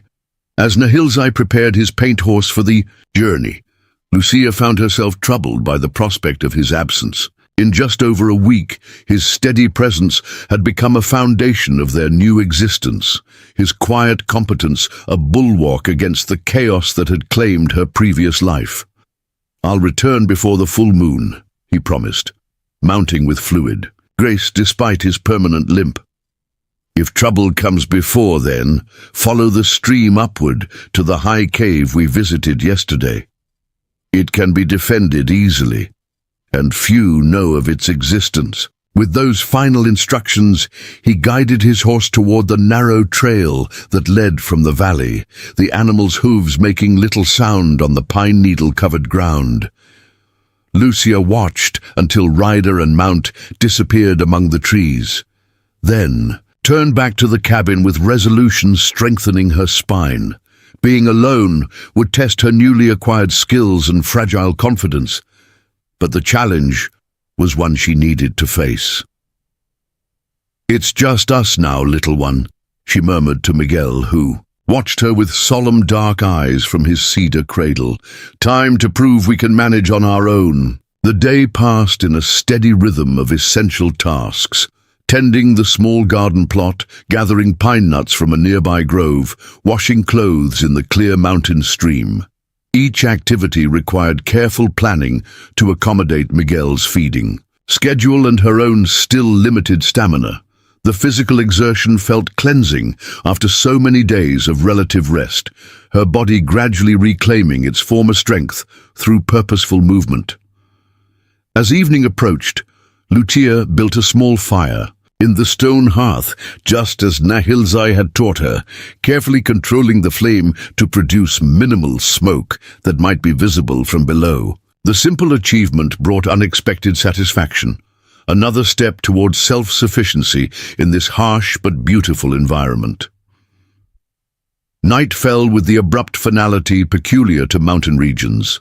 stars appearing en masse against the deepening blue before true darkness had even claimed the forest. Lucia secured the cabin door with the heavy wooden bar Nahilzai had shown her, performing a final check of windows and chimney before settling beside Miguel's cradle with the Winchester rifle within easy reach. The profound silence of the mountain. Night pressed against the cabin walls. No distant voices of neighbors, no cattle lowing in nearby pastures, none of the familiar sounds that had formed the backdrop of her ranch life with Miguel. Only the occasional hoot of an owl or the whisper of wind through pine boughs interrupted the stillness. Despite her exhaustion, sleep proved elusive. Every creak of the cabin's timbers, every rustle in the surrounding forest heightened her alertness. Miguel woke twice to nurse, his tiny face bathed in the silver moonlight that filtered through the cabin's single window. During these quiet moments of connection, Lucia found herself talking softly to her son, sharing memories of his father and tentative hopes for their future. "Your papa had hands that could gentle the wildest colt," she whispered as Miguel nursed in the pre-dawn hours. "He built our cabin plank by plank, singing old Mexican ballads while he worked. He would have taught you to ride before you could walk properly, just as his father taught him." The simple act of preserving these memories aloud felt like defiance against the violence that had stolen Miguel's chance to know his father. Though the infant couldn't understand her words, Lucia vowed to keep his father's memory alive through stories that would someday help shape his understanding of his heritage and identity. Dawn arrived with welcome brightness, dispersing the shadows that had seemed so threatening during the long night. Lucia emerged from the cabin to find the mountain world transformed by a light dusting of unexpected snow, the first harbinger of winter's approach to the high elevations. The pristine whiteness emphasized the isolation of their refuge, the unmarked expanse surrounding the cabin, revealing no tracks or signs of human presence, besides her own footprints from the previous day. The realization carried both reassurance and a sharp reminder of their vulnerability, should anything happen to Nahilzai on his hunting expedition. The second day without their protector passed much like the first, though Lucia ventured slightly farther from the cabin, familiarizing herself with the surrounding terrain as Nahilzai had encouraged.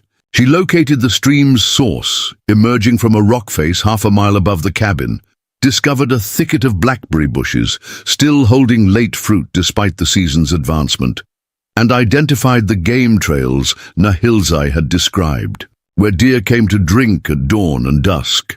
Each small discovery increased her confidence, transforming the wilderness from an undifferentiated threat to a landscape of specific features and potential resources. Though still a novice compared to Nahilzai, whose lifetime of experience allowed him to read the natural world like a familiar text, Lucia found herself developing heightened awareness of details she would have overlooked just weeks earlier. The third morning dawned clear and cold, the previous day's snow melting quickly wherever sunlight touched the ground. Lucia had just finished washing at the stream when movement at the valley's edge caught her attention, a flash of color against the dark pines that didn't belong to the natural palette of the forest. Instinctively, she retreated to the cabin, securing Miguel in his cradle before retrieving the Winchester rifle. With practiced movements that would have been impossible a week earlier, she checked that the weapon was loaded and ready, then positioned herself at the window where she could observe the trail without being easily spotted. The flash of color appeared again, resolving into a figure on horseback, ascending the narrow trail toward the valley. Not Nahilzai, whose paint horse and distinctive riding posture she would have recognized immediately.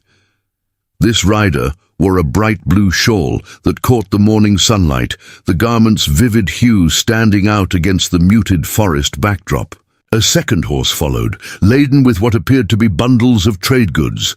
Lucia raised the rifle, sighting along its barrel as tension coiled in her stomach. Had the Cortez brothers somehow tracked them to this remote sanctuary?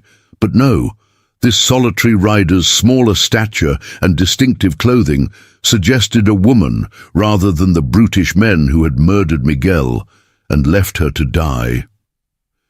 As the rider emerged from the tree line into the clearing, features became distinguishable. A woman indeed, perhaps a few years older than Lucia herself, with the high cheekbones and copper skin that marked her as Apache.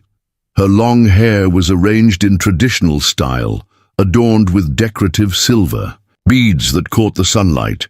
Though traveling alone, she carried herself with the confident posture of someone unaccustomed to fear. Realization dawned suddenly. This must be Nahilzai's sister, arriving earlier than expected with trade goods from the reservation. Still, caution kept the rifle in Lucia's hands as she opened the cabin door, positioning herself protectively between the approaching rider and the entrance where Miguel slept inside. The woman spotted her immediately, raising one hand in greeting rather than alarm at the sight of the rifle. She called out something in Apache, then, receiving no response, switched to fluent Spanish. "You must be the widow Nahilzai found in the desert." Her voice carried clearly across the clearing, neither hostile nor particularly welcoming. "I am Nasha, his sister. He sent a message asking me to come earlier than planned." Lucia lowered the rifle slightly, but maintained her vigilant stance. "How do I know you're truly his sister?" A flash of approval crossed Nasha's features at this display of caution. "My brother built this cabin over 3 winters. The table inside has a burn mark on its eastern edge, where he set a hot pot directly on the wood. And his name means he who is skilled at crafts in our language." These details, unlikely to be known by anyone outside Nahilzai's immediate circle, eased Lucia's suspicion. She lowered the rifle completely as Nasha dismounted with practiced grace, leading both horses toward the small corral. "Where is my brother?" Nasha asked, her dark eyes scanning the clearing. "Hunting to the north," Lucia replied. "He left 3 days ago." Nasha nodded, as if this confirmed something she already knew. "He sent a message with 2 feathers, who trades between our people. Said you would need women's things that he could not provide." Her direct gaze assessed Lucia with frank curiosity. "Said you gave birth alone in an abandoned ranch house before he found you." The blunt statement, delivered without the sentimentality a Mexican or American woman might have employed, reminded Lucia of the cultural differences that separated them despite their shared gender. Still, she recognized the practical concern beneath Nasha's matter-of-fact manner. "Your brother saved both our lives," Lucia acknowledged, stepping aside to allow Nasha entrance to the cabin. "Without his help, my son and I would have died that night." Inside, Nasha moved directly to the cedar cradle, studying little Miguel with the experienced eye of a mother. "Strong child," she pronounced after a moment's observation. "Good color, clear eyes." She turned back to Lucia. "You heal well." The question's directness might have embarrassed Lucia in other circumstances, but survival had stripped away such social niceties. "Better each day. The bleeding has nearly stopped. The pain is manageable." Nasha nodded approval, then began unpacking one of her bundles on the table. "I brought herbs to help with milk production, soft cloths for the baby, salve for cracked nipples." Her practical inventory continued as she arranged each item. "And news from the settlements that you should hear." This last statement captured Lucia's complete attention. "What news?" Nasha paused, studying Lucia's face with careful assessment before continuing. "The men who killed your husband, they still search, but their attention turns elsewhere now. A cattle buyer from Texas arrived in Copper Springs 3 days ago, wealthy man, looking to purchase large herds." Understanding dawned immediately. "They've found easier prey than hunting me. Yes, they prepare to steal cattle from the Hamilton Ranch to sell to this buyer." Nasha resumed unpacking with efficient movements. Also, the territorial marshal arrived in Copper Springs yesterday, investigating reports of increased cattle rustling along the border. This information sparked a flicker of hope in Lucia's chest. The first concrete possibility that justice might be possible through official channels rather than desperate measures. The marshal, is he known to be honest? Not under the Cortez brothers' influence, so they say. Nasha shrugged slightly. He brings 3 deputies and authorization from the governor to stop the rustling by any means necessary. She fixed Lucia with a direct gaze. If you wish to tell your story to someone with authority to act, this might be your opportunity. The suggestion hung in the air between them, heavy with implications. Seeking justice would mean leaving the relative safety of the mountain refuge, traveling to Copper Springs, and publicly accusing men known for their brutality and influence. It would mean exposing herself and Miguel to tremendous risk, with no guarantee that the legal system would function as intended, rather than protecting the powerful at the expense of the vulnerable. Yet the alternative, allowing Miguel's murderers to continue their criminal enterprises unchallenged, felt like a betrayal of everything he had stood for during his life. He had been an honest man who believed in working hard and dealing fairly. The thought of his killers prospering while his body lay unburied in the desert scraped against Lucia's soul like a knife against bone. "I need to think," she said finally, turning to little Miguel, who had begun to stir in his cradle. "This is not a decision to make hastily." Nasha nodded, respecting her caution. "My brother returns tomorrow. Speak with him first. He understands the white man's justice system better than I do." She resumed arranging her trade goods with practical efficiency. "Until then, I will stay and teach you things a new mother should know." The unexpected offer of female companionship and guidance touched Lucia deeply. Despite Nahilzai's consistent kindness and surprising knowledge of childcare, there were aspects of recovery and motherhood that only another woman could truly understand. "Thank you," she said simply, the words inadequate to express her gratitude for this unexpected alliance. Outside, clouds gathered along the western ridges, promising afternoon rain that would erase the last traces of snow from the valley floor. Inside the cabin, 2 women from vastly different worlds found common ground in the practical necessities of survival and nurturing new life, a fragile bridge across cultural divides that had claimed countless lives throughout the territories. A bloody history.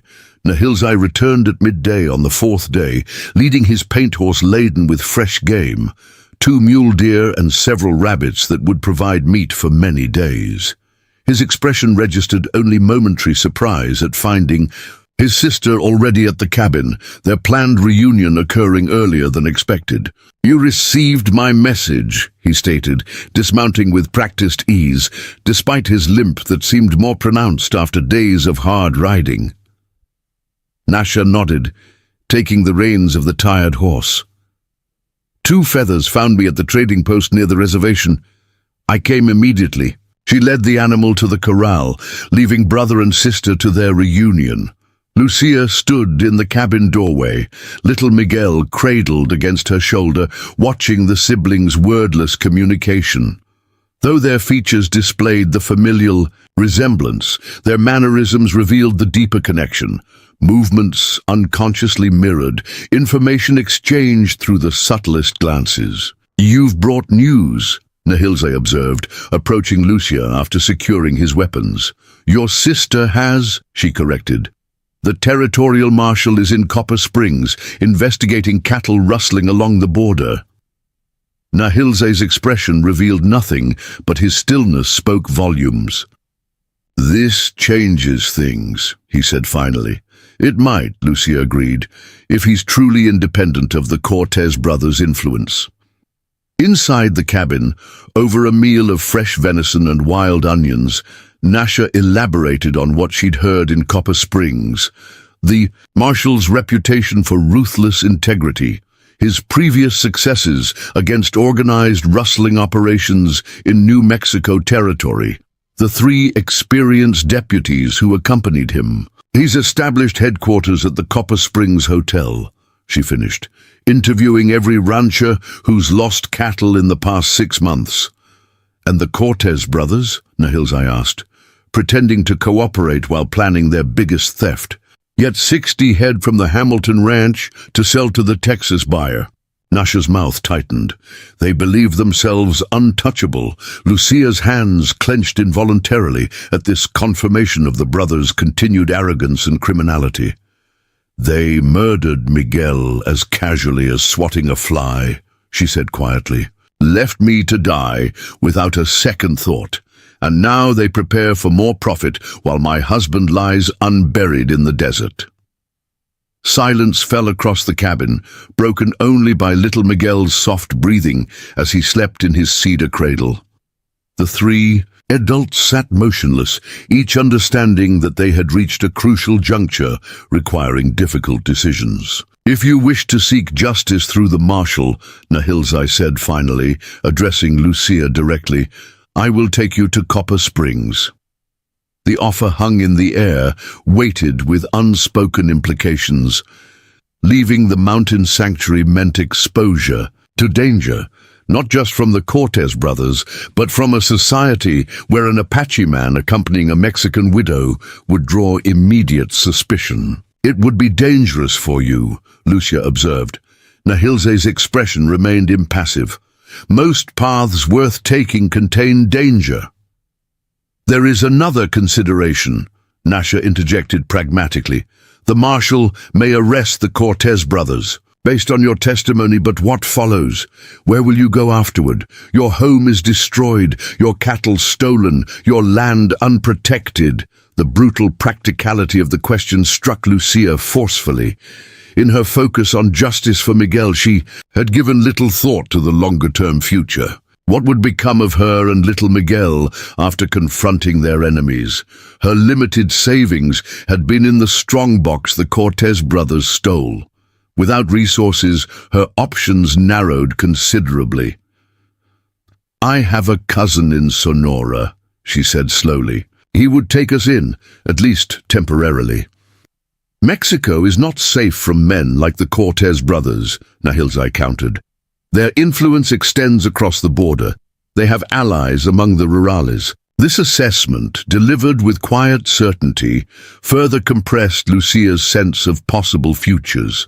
The territorial settlements offered little opportunity for a widowed Mexican woman with an infant son. The reservations were no place for outsiders. The mountains provided temporary refuge, but promised a harsh existence at the mercy of winter storms and isolation. There is a third path, Nasha said unexpectedly, one that honors both justice and survival. Both Lucia and Nahilzai turned to her with questioning expressions. The marshal seeks evidence of the Cortez brothers' rustling operation, she continued. What if he received not just testimony about a single murder, but proof of their entire criminal enterprise? Understanding dawned in Nahilzai's eyes. The ledger, Nasha nodded. Two Feathers heard rumors that the Cortez brothers keep detailed records of their transactions, buyers, dates, amounts paid. Ramon is said to be meticulous about money. Such a ledger would provide the evidence the marshal needs to destroy their entire operation, Lucia realized, hope kindling for the first time in days. But how would we obtain it? The Cortez brothers maintain a camp 10 miles south of Copper Springs, Nasha explained. A adobe structure hidden in a box canyon where they hold cattle before moving them across the border. Two Feathers has seen it while hunting. Ramon would keep such records close, Nahilzai observed thoughtfully, not at their public ranch where visitors might notice, but somewhere he considers secure. The outlines of a plan began taking shape through their collective knowledge, Nasha's intelligence from the settlements, Nahilzai's tracking and survival skills, Lucia's intimate understanding of how Ramon Cortez operated. A dangerous plan, Certainly, but one that offered the possibility of complete justice rather than merely personal vengeance. If we secured such evidence, Lucia asked, would the Marshal act on it? He has a reputation for following evidence regardless of who it implicates, Nasha confirmed. Unlike the local sheriff who accepts Cortez bribes, decision crystallized in Lucia's mind with surprising clarity. This path offered what she most needed: justice for Miguel, safety for their son, and the possibility of rebuilding with dignity, rather than fleeing in perpetual fear. We should leave tomorrow, she stated, her voice steady with newfound resolve. The Cortez brothers plan their Hamilton Ranch raid soon. While they're occupied with that, we may have our best opportunity to find this ledger. Nahilzai studied her face intently, noting the transformation from grief-stricken fugitive to determined strategist. This journey will be dangerous, he warned. If captured by the Cortez brothers, if captured, I'll face the same fate they already planned for me, Lucia interrupted. But this time I won't be helpless, and this time I won't be alone. The simple acknowledgement of their unlikely alliance hung in the air between them, weighted with layers of meaning neither was prepared to fully articulate. They had moved beyond rescuer and rescued to something more complex. Partners in a shared pursuit of justice that transcended the cultural boundaries separating their worlds. The child, Nasha asked practically, glancing toward the sleeping infant. Comes with us, Lucia answered without hesitation. I won't be separated from my son. Preparations began immediately. Nahilzai checking weapons and planning their route, Nasha adjusting her trading goods to appear as a natural family group, traveling between settlements. Lucia creating a secure carrying sling that would keep little Miguel safe against her chest while leaving her hands free if needed. As night fell across the mountain refuge for what might be their final evening of safety, Lucia stood outside the cabin, her son sleeping peacefully in her arms. Stars emerged one by one above the pine-covered ridges, the same stars that had witnessed Miguel's murder, her desperate birth in the abandoned ranch house, and Nahilzai's fateful decision to investigate a light where no light should have been. Nahilzai joined her silently, his presence a reassuring constant in a world that had proven devastating in its unpredictability. "Are you certain of this path?" he asked quietly, his question encompassing far more than their planned journey to Copper Springs. Lucia considered before answering, weighing fear against determination, risk against necessity. "I'm certain only that I cannot build my son's future on an unbalanced foundation," she replied finally. "Miguel deserves justice. Our child deserves safety. Neither is possible while the Cortez brothers remain free to continue their violence." Nahilzai nodded, understanding the deeper currents beneath her words. "In the Apache way, we believe that how we face death matters more than how we accumulate comfort in life. Your husband died protecting what was his. You honor him by continuing that protection for your son." The simple validation eased something tight within Lucia's chest, not erasing her grief or fear, but providing context that made both more bearable. In this liminal space between worlds, between cultures, between her past life and whatever future awaited, she had found an unexpected ally who recognized her struggle without attempting to diminish it. "Dawn comes early," Nahilzai observed. "Practical, as always. We should rest while we can." As they turned back toward the cabin's welcoming light, Lucia felt the weight of decision settle across her shoulders. Not a crushing burden, but the necessary gravity of choosing one's own path rather than merely fleeing the paths others had chosen for her. Tomorrow would bring danger, certainly, but also the first step toward reclaiming agency in a world that had tried to render her powerless. In his sleep, little Miguel sighed contentedly, unaware of the momentous journey awaiting, or the complex legacy he carried in his very existence, half rancher's son, half warrior against injustice, born between worlds just as his unlikely protector had been. Whatever tomorrow brought, this child represented continuation and possibility, the future that justified every risk his mother prepared to take. Dawn found them already moving through the pine-shadowed foothills, descending toward the desert, plains that stretched between the mountains and Copper Springs.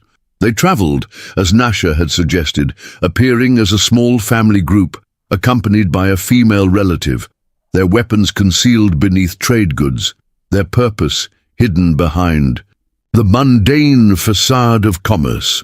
Little Miguel remained remarkably quiet in his carrying sling, as if sensing the gravity of their mission.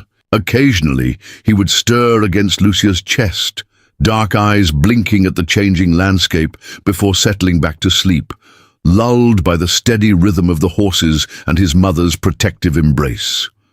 The transformation from mountains to desert occurred gradually, pine forests giving way to juniper and oak, then to mesquite and saguaro as elevation dropped. By midday, they had reached the flat expanse where heat shimmered above the sandy soil, distorting distant horizons into wavering mirages. "We'll rest here," Nahilzai decided, guiding them toward a shallow arroyo where a few cottonwoods provided meager shade. "Water the horses and continue at dusk, less chance of being spotted in darkness." As Nasha prepared a simple meal of dried meat and corn cakes, Nahilzai disappeared briefly, returning with fresh tracks etched in the desert soil. "4 riders passed 2 hours ago," he reported, crouching beside Lucia, heading south toward the Box Canyon, the Cortez brothers and 2 of their men preparing for tomorrow's raid on the Hamilton Ranch. Hope flickered in Lucia's chest. If they're occupied with preparations, their camp may be less guarded, Nahilzai finished, nodding agreement. An opportunity, if we're careful. They continued as planned after the brutal heat of midday passed, traveling parallel to the main trail rather than on it, avoiding the few settlements that dotted the harsh landscape. As night fell, distant pinpricks of light revealed Copper Springs on the horizon, a frontier town of perhaps 200 souls, its presence marked primarily by the faint glow of kerosene lamps against the darkening sky. The Box Canyon lies 5 miles south, Nasha explained as they made camp in a sheltered wash 2 miles from town. The Cortez brothers built the adobe structure against the canyon wall, invisible unless you know exactly where to look. Leaving Nasha with little Miguel, a heart-wrenching separation that Lucia agreed to only out of absolute necessity, they set out on foot toward the hidden camp. Nahilzai moved with silent precision despite his limp, his moccasins making no sound on the rocky terrain. Lucia followed, grateful for his patient lessons in moving quietly through wilderness. The quarter moon provided just enough light to navigate without stumbling, while casting deep shadows that concealed their approach to the canyon's narrow entrance. Nahilzai paused frequently, listening with preternatural intensity for any sound that might indicate guards or sentries.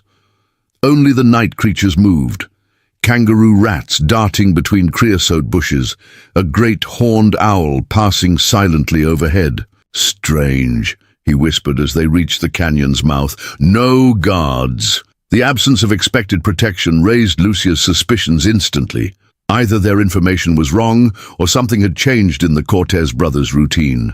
Either possibility presented danger.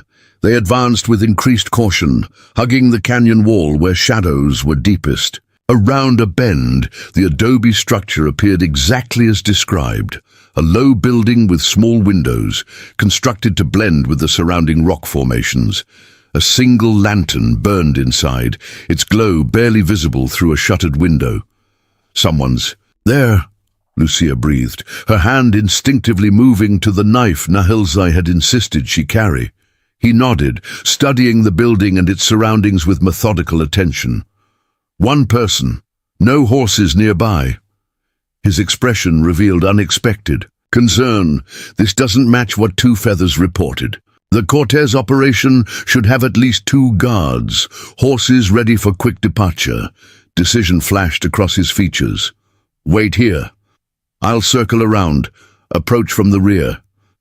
Before Lucia could protest, he had melted into the darkness, leaving her pressed against the canyon wall with racing thoughts. Everything about this situation felt wrong. The absence of guards, the single light, the eerie silence where there should have been the sounds of men preparing for a major rustling. Operation.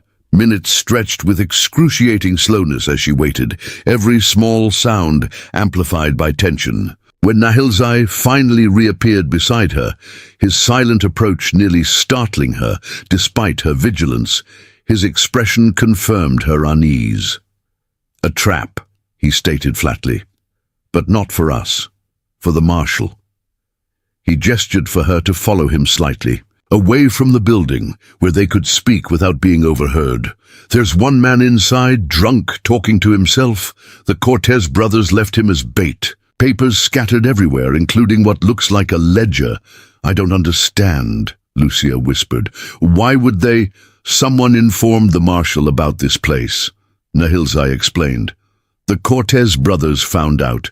They've deliberately left evidence for him to find, but it's incomplete, altered, and they've positioned men on the ridges above. He pointed to the canyon walls rising on either side. An ambush planned for when the marshal arrives tomorrow. The calculated brutality of the plan struck Lucia forcefully. Not content with murder, rustling, and bribery, the Cortez brothers now plotted to kill federal law enforcement officers who threatened their operation. We need to warn the marshal, she decided immediately. Nahilzai nodded agreement. Yes, but first, he glanced toward the adobe structure. We should see exactly what false evidence they've left. The real ledger must be elsewhere, probably with Ramon himself. The drunk guard proved no obstacle. Nahilzai subdued him with efficient precision, binding and gagging the man while Lucia examined the scattered papers left deliberately for the marshal to find. Just as Nahilzai had suspected, they documented cattle transactions, but with key details altered, dates changed, amounts modified, names of Mexican buyers substituted for the American ranchers who actually purchased the stolen cattle. Clever, Lucia acknowledged grimly. The marshal would waste weeks following false trails into Mexico, while the Cortez brothers continued operating here. They left as silently as they had arrived, the bound guard unlikely to free himself before morning. By the time they returned to their camp in the wash, Lucia had formulated a new plan, more dangerous than their original, but with greater potential for complete justice. Up next, you've got 2 more standout stories right on your screen. If this one hit the mark, you won't want to pass these up. Just click and check them out, and don't forget to subscribe and turn on the notification bell so you don't miss any upload from us.